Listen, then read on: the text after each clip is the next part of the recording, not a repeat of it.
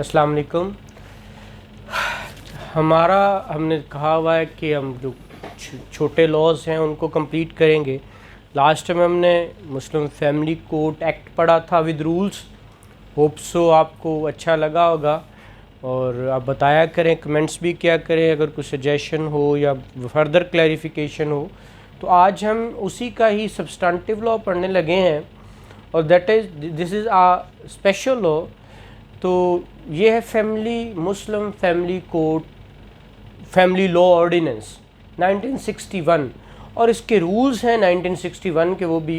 तो ये दोनों हमने आज मिला के पढ़ने हैं। जैसे हमने मुस्लिम फैमिली कोड एक्ट को मिला के पढ़ा था 65 वाले रूल्स के साथ, तो आज हम ये पढ़ने लगे हैं कि ये क्या है।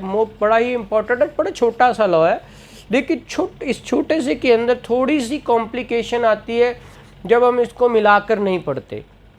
कहाँ मिलाकर नहीं पढ़ते? With rules. तो आज एफर्ट मेरी यही होती है कि मैं थोड़ा दूसरों से अलग चीज़ें बनाऊं और आप लोगों को समझ आए। तो चलिए स्टार्ट करते हैं। इसके अंदर टोटल सेक्शन आपने देखे होंगे, कितने हैं? 11, ठीक है। और 11 सेक्शंस के अंदर आपने देखा है पहले 2 सेक्शन तो जैसे एक होता है प्रिलिमिनरी, आपने देखा होता है कि लाइक जिसमें एक्सटेंट होता है, और दूसरा सेक्शन होता है डेफिनेशन का। तो वो डेफिनेशन के बाद तीसरा ordinance override the all other laws, जैसे आर्बिट्रेशन एक्ट था या सीपीसी है, उनको ये रिमूवल ऑफ डाउट्स लाने के लिए ये लाया गया, ठीक है। तो वो कानून अब यहाँ पे अप्लाई नहीं होते। अब यहाँ पे इसकी खुद ही आर्बिट्रेशन काउंसिल होगी। आर्बिट्रेशन काउंसिल को उर्दू में कहते हैं सालसी काउंसिल।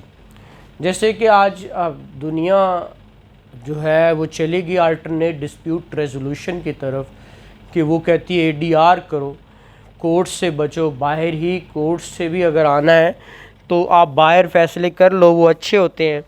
या इसी तरह आर्बिट्रेशन काउंसिल से मुराद होती है कि जो 2 पार्टियां हैं, अब क्योंकि ये मुस्लिम फैमिली लॉ है तो उसके अंदर आपने देखना है कि एक हस्बैंड होगा, एक वाइफ होगी, पार्टी तो 2 है ना। इसमें शादी होगी, तलाक होगी, दूसरी शादी होगी, मेंटेनेंस होगी, डॉवर होगा, और उसके अंदर है क्या, या खुला वाली बात करते हैं। तो इसके अंदर आपने जिस तरह 10 किस्म के दावे पढ़े थे, वो दावों को यहाँ पे रजिस्ट्रेशन ऑफ मैरिज, पॉलीगैमी और तलाक को बात करता है, साथ में खुला की बात करके मेंटेनेंस की बात करता है। तो मेंटेनेंस हो या रजिस्ट्रेशन हो या पॉलीगैमी हो, ठीक है, इन सारों सूरतों में उसने कहा कि आर्बिट्रेशन काउंसिल बनेंगे। आर्बिट्रेशन काउंसिल किसको कहते हैं? सालसी काउंसिल। कैसे? आपने तलाक देनी है तो तलाक के लिए उन्होंने तरीक़ाकार, मैं सारा डिटेल में बताता हूँ। उन्होंने कहा है कि जो तलाक देना चाहता है वो नोटिस भेजेगा, कहाँ? चेयरमैन के पास। यूनियन काउंसिल होती है एक, उसके चेयरमैन को नोटिस भेजा जाता है। क्यों? कहाँ? जहाँ पे ब्राइड रहती है, ठीक है, जहाँ पे शादी क्या हुई होती है, आपकी रजिस्टर होती है। तो वो क्या करते हैं, चेयरमैन साहब एक आर्बिट्रेशन काउंसिल कॉन्स्टिट्यूट करते हैं within 30 days of receiving of that notice. और वो क्या करते हैं, इवन तो खुला में भी यही है, वो क्या करता है, वो दोनों पार्टीज़ को इन्फॉर्म करता है कि भाई आपके ख़िलाफ़ ये नोटिस आया है। वो पार्टी अपने नुमाइंदे, अपने बाप को, भाई को, किसी को भी भेजे, तो एक उनका नुमाइंदा होगा, एक औरत की तरफ से या मर्द की तरफ जो जिसने नोटिस भेजा उनका। इन दोनों कहेगा कि इस दिन आपने आना है, वो दोनों को नोटिस हो जाएंगे, दोनों से उस दिन पहुँचेंगे। तो सालस दरमियान में जो चेयरमैन है वो उसका हेड होगा। तो ये जो 2 बंदे 3 बंदे बैठे हैं, इसको कहते हैं आर्बिट्रेशन काउंसिल, ठीक है। इसने डिसीजन देना होता है, और डिसीजन आफ्टर हाँ any party, whether it is a bride or whether it is a bridegroom, ठीक है। हस्बैंड वाइफ में से कोई भी हो सकता है। तो आपको पता है शादी दूसरी हस्बैंड ही कर सकता है, तो वो सूरत में है। तो वो अगर शादी करना चाहता है दूसरी, तो मैं अभी ग्राउंड बताता हूँ कि वो ग्राउंड्स पहले बताएगा, सेटिस्फाई करेगा क्यों करना चाहता है। या मेंटेनेंस के बारे में है तो वो जाते हैं तो वो किस तरह, या तलाक है तो तलाक देनी है तो वो किस तरह देनी है, तो फाइनल चेयरमैन जो फैसला करेगा दैट इज़ फाइनल। अब मेंटेनेंस का दावे हम ज़्यादातर कोर्ट्स में करते हैं, उसने कहा अदर लीगल रेमेडी है, लेकिन इससे पहली रेमेडी आपके पास है कि डायरेक्ट आप चेयरमैन के पास जाएं, वाइफ चली जाए, बच्चे चले जाएं, ग्रैंड मदर जा सकती है, किसके लिए, मेंटेनेंस के लिए, और वो एक सर्टिफिकेट जारी कर सकता है कि इतना दो। आप कोर्ट में आने से पहले आप एक रेमेडी वो भी अवेल कर सकते हैं अगर करना चाहें तो। ये इसका ओवरव्यू है। अब मैं आपको ये बताता हूँ जो हमें गलतुल आम में या सही में हम बहुत सारे वकला हजरात को और बाकी जो लेमैन हैं उनको चीज़ों का कुछ नहीं पता।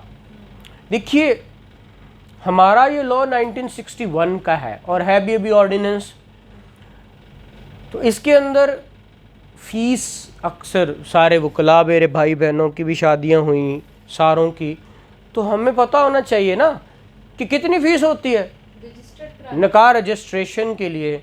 और आपने वो जो पर्त लेना है, 4 पर्त होते हैं ना, एक रजिस्टर होता है, जैसे हमने FIR के रजिस्टर पढ़े थे, तो इसके अंदर लीव्स इसको कहते हैं, वो हर पर्त को लीफ कहते हैं, ठीक है। 50 लीव्स दिए जाते हैं उनको, 50 लीव्स होते हैं, 4 क्वाड्रिपलेट होता है ना, हाँ 4, मतलब ये फर्स्ट पर्त, पहला, दूसरा, तीसरा, चौथा, दूसरा, तीसरा ब्राइड और ब्राइड ग्रूम को दिया जाता है, ये मैं अभी पढ़ाता हूँ।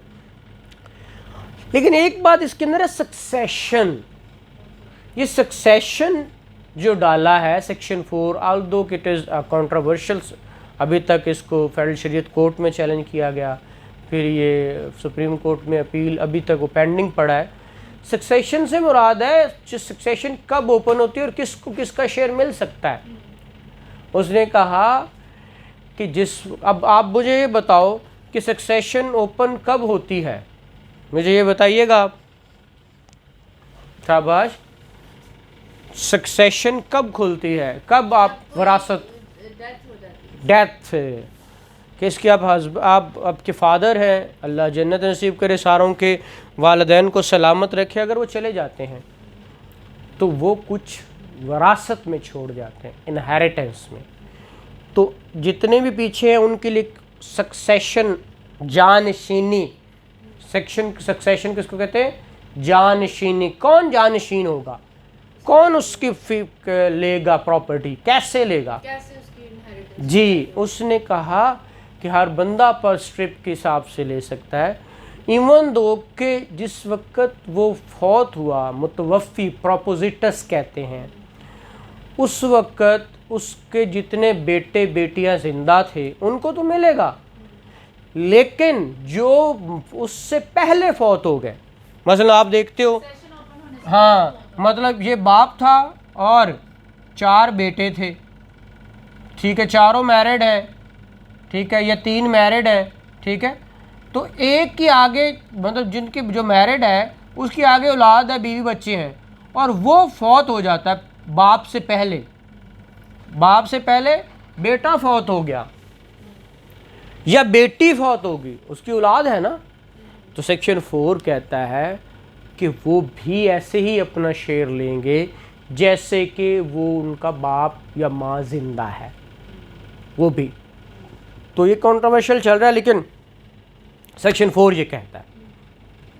अब बात है सेक्शन 5 की, रजिस्ट्रेशन ऑफ मैरिज।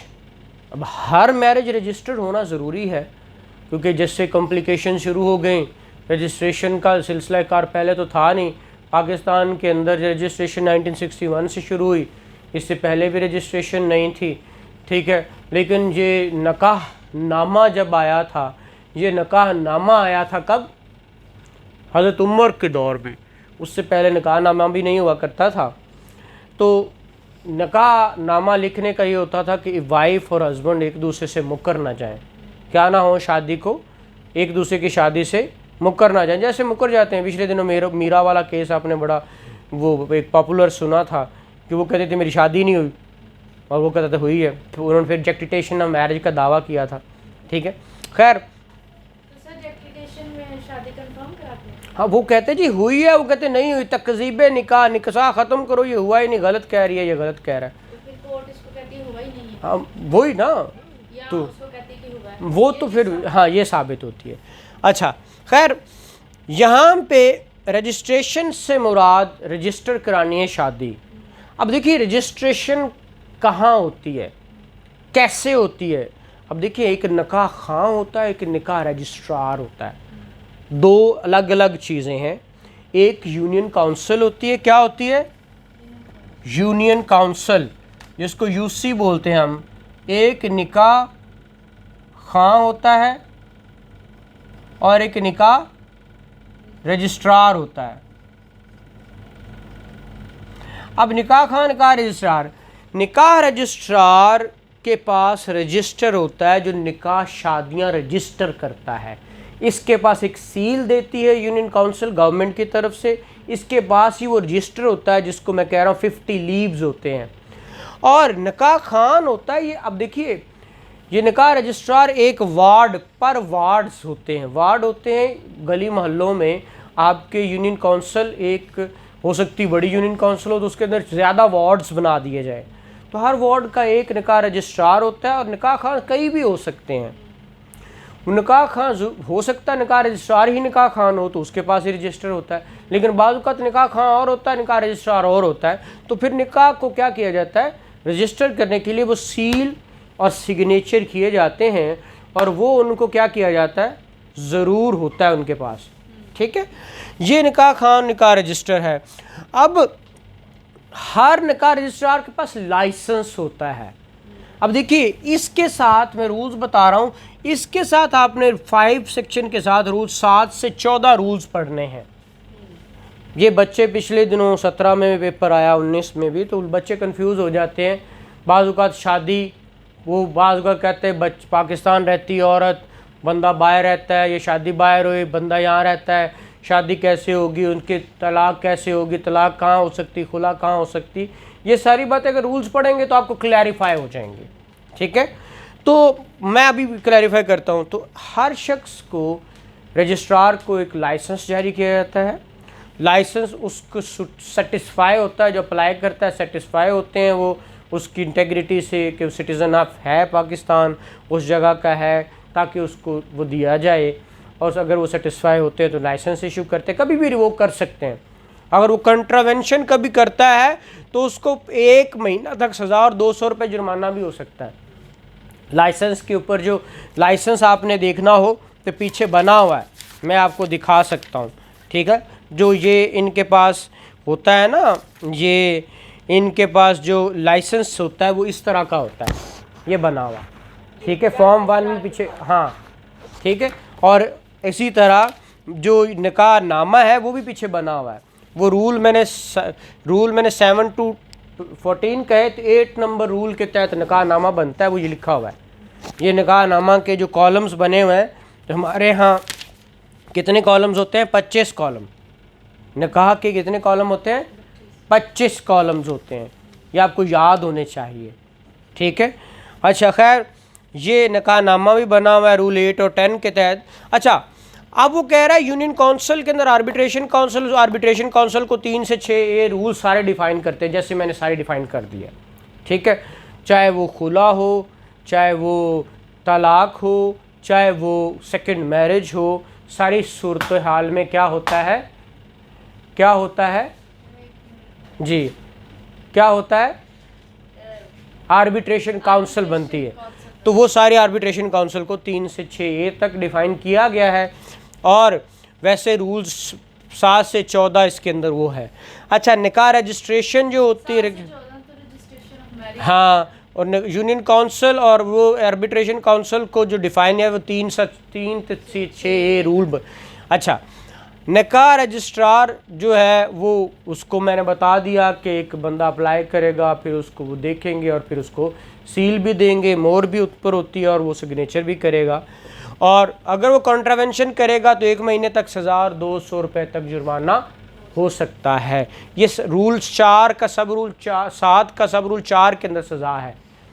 इस तरह निकाह रजिस्ट्रार कौन होते हैं, कैसे होते हैं, ये सेक्शन वही रूल 7 में बताया गया है।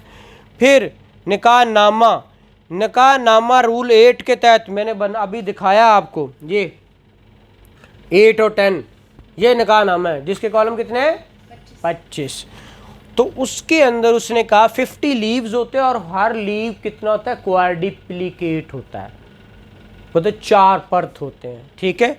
और फिर अब ये निकाहनामा जो 5 सबसेक्शन 2A है और 2-3 है, इसके अंदर वो कहता है अगर कोई शख्स एक्यूरेटली सारे कॉलम्स विद स्पेसिफिक आंसर, आपने देखा होगा अक्सर काटे होते हैं, नहीं करेगा तो उसको सज़ा हो सकती है 1 महीने तक की। फिल प्रॉपरली नहीं करेंगे तो 1 महीना तक सज़ा हो सकती है।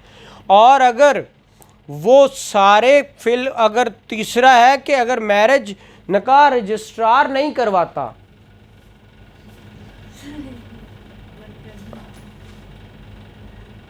मैरिज अगर निकाह रजिस्ट्रार नहीं करवाता। सर वो जो ऊपर आपने सजा बताई है 7 के सब रूल 4 में, वो किस चीज की? निकाह रजिस्ट्रार कोई कॉन्ट्रावेंशन करता है लाइसेंस की, कि लाइसेंस में अगर कोई, हाँ ठीक है। और ये अगर कॉलम फिल नहीं करते तो हाँ जी, कॉलम फिल दूल्हा दुल्हन नहीं करते? नहीं सर, निकाह रजिस्ट्रार करता है ना निकाह, हाँ जी जी, स्पेसिफिक आंसर, हाँ जी। कोई शादी दस कदो हुई, ठीक है, एज क्या है आपकी, नाम क्या है आपका, तो फिर वो सर क्यों वो लाइनें क्यों लगाते हैं? इसका रजिस्टर चेक नहीं करता कोई? बस यही तो हमारे यहाँ अन्य पीर ही कुत्ते खा रहे हैं। खैर वो बातें बात की हैं। अच्छा आगे तो और दूसरी जो कॉलम पे कितनी पनिशमेंट है इसको? 1 महीना तक, अक्टूबर। हाँ जी। और मैरिज अगर निकाह खां ने कराई है और वो रजिस्टर नहीं करवाता तो उसी सूरत में कितनी होगी सज़ा उसको, जो है ना वो 3 महीने तक और 1 लाख तक जुर्माना हो सकता है अगर निकाह, ये बाज़ औक़ात ऐसा रोला बन जाता है। निकाह भी उसी ने कराया है? हाँ, लेकिन वो निकाह उसने कराया है, लेकिन जाके उसने तो निकाह रजिस्ट्रार को बताना है ना, निकाह रजिस्टर करो, निकाह रजिस्टर कोई नहीं करता। तो ऐसे रजिस्ट्रार नहीं करता। हाँ, वो इन्फॉर्म ही नहीं करता और रजिस्ट्रार करता नहीं है, तो ऐसी सूरत में उनको सज़ा है। फिर ये निकाहनामा और इसकी फ़ीस कितनी है, वो कहता है फ़ीस इसकी है 2 रुपये। कितनी है? 2 रुपये फ़ीस है। और ये पे कौन करेगा? Bride groom. ब्राइड ग्रूम कौन होता है? दूल्हा, ठीक है। पेड बाय ब्राइड ग्रूम, इत्थे कौन दे रहा होंदा है? दुल्हन वाले, ठीक है, वही तो लैके आंदे ना, कहते जी उन्होंने भी दिता तुसी भी दो। वो तो बेचारा वहाँ पे निकाह रजिस्ट्रार वहाँ पे मांगने वाला बना होता है, ठीक है। और अगर डॉवर की अमाउंट 2000 रुपये से ज़्यादा है, फिर अकॉर्डिंग टू डॉवर अमाउंट नहीं, पर 1000 के हिसाब से 1 रुपया फीस है। और मैक्सिमम जो को फीस लेगा वो 20 रुपये ले सकता है। हाँ। कितनी? मैक्सिमम 20 रुपये ले सकता है। कौन? निकाह रजिस्ट्रार, रजिस्ट्रेशन की फ़ीस, जिसमें से 80% वो खुद रिटेन करेगा और 20% किसको देगा? यूनियन काउंसिल को, ठीक है। और जो क्वाड्रिप्लेट और ट्रिप्लिकेट हैं जो कॉपीज़, वो सिग्नेचर और सील करके वो ब्राइड और ब्राइड ग्रूम को देगा और उसके जितने 50 पैसे के हिसाब से उससे रिसीव करेगा। कितने पैसे से? 50 पैसे। तो अब अगर इन्होंने नोटिफाई भी किया हो तो हो सकता है 100 रुपया शादी का हो, ठीक है, जो न्यू नोटिफिकेशंस हों। अदरवाइज़ जो लॉ है उसके अंदर 2 रुपये फ़ीस है, जो कि आपने रूल नंबर 9 में पढ़ लिया, ठीक है। फिर इसी का रूल नंबर उसने बताया 10, 12 और 11 में कि अगर पाकिस्तान में शादी होती है तो वो कहाँ रजिस्टर होगी? जहाँ ब्राइड ग्रूम रहती है वहाँ रजिस्टर होगी। शादी रजिस्टर कहाँ होती है? जहाँ ब्राइड रहती होती है, ब्राइड ग्रूम नहीं, जहाँ ब्राइड रहती होती है वहाँ पर रजिस्टर होती है। और अगर आउटसाइड पाकिस्तान शादी होती है तो फिर देखा जाता है कि कौन पाकिस्तान में रहता है, ठीक है। तो फिर अगर तो ब्राइड रहता है तो ब्राइड की जगह, और अगर ब्राइड ग्रूम रहता है तो फिर ब्राइड ग्रूम की जगह। ये चीज़ें घुमाने वाली हमने पढ़ी नहीं होती पाकिस्तान में ये रजिस्टर डेफिनेटली। अगर सपोज दुल्हन बाहर के मुल्क, हाँ, तो दूल्हा लॉ पाकिस्तान का है, पाकिस्तान वहाँ पे हुई है तो शादी। फिर ये क्या कैसे रजिस्टर करेंगे? दोनों बाहर है, शादी भी बाहर हुई। हाँ। वो कहते हैं थ्रू पाकिस्तान काउंसलर भेजेंगे अच्छा। और वो निकाह रजिस्ट्रार के पास आएगा विद फीस, और वो फिर उसको रजिस्टर करेगा। यानी अगर जो लेडी है वो पाकिस्तानी नेशनलिटी होल्डर नहीं वहीं की नेशनलिटी, ठीक है, तो क्या वो अपने वहाँ पर मुस्लिम मैरिज के तहत? मैंने कहा अगर मुस्लिम मैरिज के तहत करवाना है तो फिर ऐसे होगा, और पाकिस्तान में करवाना है अगर वो बाहर ही है तो फिर तो रोला ही कोई नहीं ना। तो फिर वो वहाँ के अपने करवाएगा वो तो उनके लॉज है ना, हम उनका लॉ पढ़ नहीं रहे, हम पाकिस्तान के लॉ पढ़ रहे हैं ना, ठीक है। अच्छा, तो ये सारा कुछ था क्या, आपका एक रजिस्ट्रेशन ऑफ मैरिज, जो कि इम्पोर्टेंट भी है, आपको पता भी होना चाहिए। इसके बाद है पॉलीगैमी। पॉलीगैमी कहते हैं जो बंदा 4 शादियां कर सकता है कुरान पाक के मुताबिक, और उसमें कहा गया है कि अगर तुम मुसावात कर सको, इक्वलिटी के साथ, इक्विटेबली चल सको तो कर सको, लेकिन तुम नहीं कर सकोगे। लेकिन फिर भी कोई अगर करना चाहता है तो उसके लिए सेक्शन 6 के अंदर उसको पॉलीगैमी बताई गई है। पॉलीगैमी 6 के साथ आप पढ़ोगे तो रूल 3, 14 से 16 और 21 तक रूल पढ़ोगे, 21 रूल भी पढ़ोगे। अब ये रूल्स पढ़ोगे पॉलीगैमी के लिए। पॉलीगैमी जिसने करनी है वो रिटन एप्लीकेशन लिखेगा, उसमें ग्राउंड्स लिखेगा कि मुझे क्यों शादी करनी है, और वो ग्राउंड्स जो सूटेबल है वो ग्राउंड्स इधर नहीं बताया हुआ है, इनके रूल्स में बताया हुए हैं कि वो ग्राउंड्स कौन से हैं। ये रूल नंबर 14 में अगर स्टेरिलिटी हो, औरत बांझपन हो, या फिजिकल इन्फॉर्मिटी उसको कोई हो, या फिजिकली वो अनफिट है फॉर कॉन्जुगल राइट्स, या कोई और रीज़न है, तो वो रीजंस बता के रिटन एप्लीकेशन देगा, प्रेस्क्राइब फी लगाएगा, और फिर वो जो किसको देगा, यूनियन काउंसिल को देगा, वो सेम आर्बिट्रेशन काउंसिल कॉन्स्टिट्यूट होगी, ठीक है। अगर कोई नहीं देता तो फिर उसको सज़ा है, क्या है, उसको सज़ा होगी, ठीक है। और वो सज़ा क्या होगी, उसने यहाँ पे लिखा है सेक्शन 6 के अंदर, क्या लिखा है जी, वो कहता है कि अगर वो एप्लीकेशन नहीं देता तो फिर उसने एंड पे, यहाँ पे मैं बताऊँगा आपको, ये 6 के अंदर कि एक तो वो फ़ौरन सारा डॉवर पे करेगा, पहली बात। दूसरी, वो सज़ा होगी उसको 1 साल तक और 5,000 तक जुर्माना हो सकता है। अगर कोई इस डिसीजन से ग्रीव्ड है, उसने परमिशन दे दी तो वाइफ अग्रीव, और अगर नहीं दी हस्बैंड अग्रीव, तो वो क्या कर सकते हैं, इसके खिलाफ कहाँ जा सकते हैं, रवियन कर सकते हैं। रवियन किसके पास, टू कलेक्टर, हाँ, चेयरमैन का डिसीजन जो कलेक्टर के पास रिवीजन हो सकती है, वो 30 दिन के अंदर अंदर, ये कहाँ लिखा हुआ है, रूल 16 के अंदर डिसाइड कर देगा, ठीक है। और ये सारी बातें आपने देखी किसमें, पॉलीगैमी में, ठीक है। अगली बात है तलाक, बहुत ही खूबसूरत टॉपिक है और अल्लाह को नापसंद भी है कि तलाक की बिद्दा। अब तलाक की काइंड्स भी तो है ना, कौन कौन सी तलाक की काइंड्स है, बिद्दा और एहसन और हसन। तलाक बिद्दा, तलाक एहसन, तलाक हसन। एहसन तरीका सबसे, ये अकॉर्डिंग टू आपका जो है इस्लामिक ज्यूरिस्प्रूडेंस है उसके मुताबिक अल्लाह को, हाँ, तो एहसन तरीका ये होता है कि आप 3 तोहर में, हर तोहर में 1 तलाक दें। तोहर का मतलब होता है जो एक मेंस्ट्रुएशन पीरियड साइकिल होता है, उस तोहर के दरमियान तलाक दो, और अगर जो वो तलाक इफ़ेक्टिव, जो तलाक से पहले आप रजू भी कर सकते हैं, इफ़ेक्टिव। अब ये याद रखिए, हमारे यहाँ ये बात को गौर से सुन लें कि हमारे यहाँ इस वक्त एक सिलसिला चल रहा है, वो मैरिज बिटवीन, क्या मैरिज को कहते हैं, इंटरवेनिंग मैरिज को क्या बोलते हैं, हलाला। तो हलाला हमारे यहाँ कंसीडर नहीं किया जाता कुरान में भी। हलाला उस सूरत में है अगर 3 बार तलाक हो जाए और इफ़ेक्टिव हो जाए तो फिर इंटरवेनिंग मैरिज के बिना शादी नहीं हो सकती, अदरवाइज तलाक एक। अब हमारे यहाँ जो 3 तलाक़ें प्रोनाउंस की जाती हैं ना, 3 नोटिस दिए जाते हैं, ये कुरान के मुताबिक एहसन तरीके के मुताबिक ये एक नोटिस पे 1 तलाक कंसीडर करके इसको तलाक को इफेक्टिव कर दिया जाता है। तो इसका मतलब होता है तलाक एक ही हुई है लेकिन इफेक्टिव हो गई है। अगर हस्बैंड और वाइफ चाहें दोबारा रजू करना तो वो क्या कर सकते हैं, विदाउट इंटरमेनिंग मैरिज वो अगेन निकाह कर सकते हैं। 90 दिन की इफेक्टिवनेस है, मैंने यहाँ पे लिखा, नोटिस देंगे चेयरमैन को, 90 दिन में इफेक्टिव हो जाएगी, ठीक है, और वो आर्बिट्रेशन काउंसिल बनाएगा।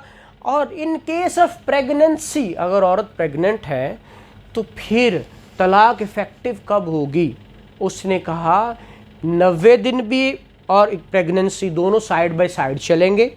जो चीज़ आखिर में ख़त्म होगी तलाक तब इफ़ेक्टिव होगी।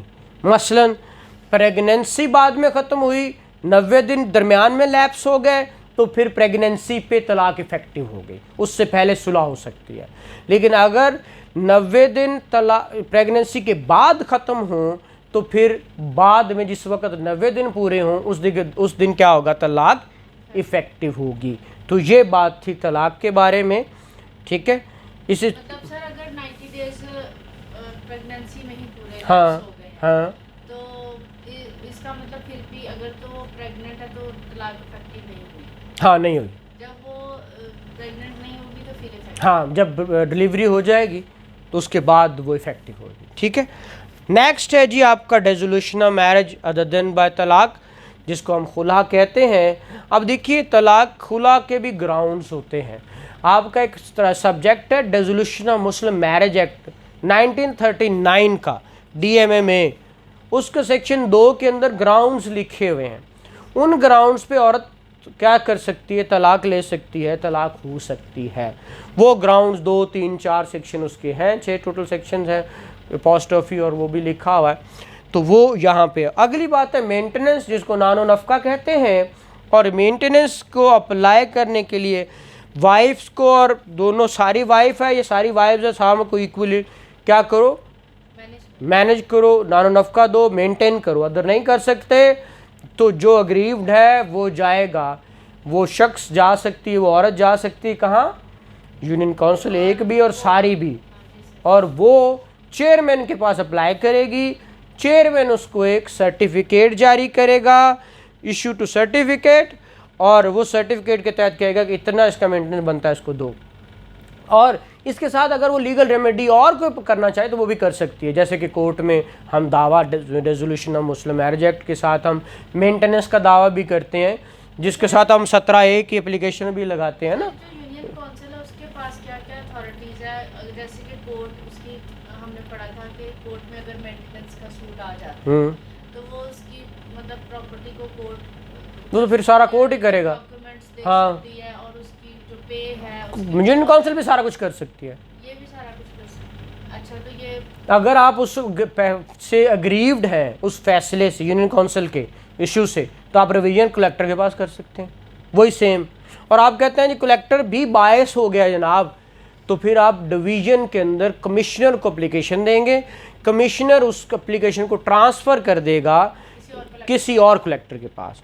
तो ये सारी बातें थी आपकी ये मेंटेनेंस का। उसके बाद डॉवर है, डॉवर के बारे में अगर नहीं लिखा हुआ कि ये प्रॉम्प्ट है जिसे डेफर्ड है तो फिर समझा सारा ही डेफर्ड है। अगर तो मुवज्जल और गैर मुवज्जल या मुवज्जल और मुवज्जल की बात करें, मुवज्जल प्रॉम्प्ट होता है और गैर मुवज्जल या मुवज्जल जो होता है वो डेफर्ड होता है।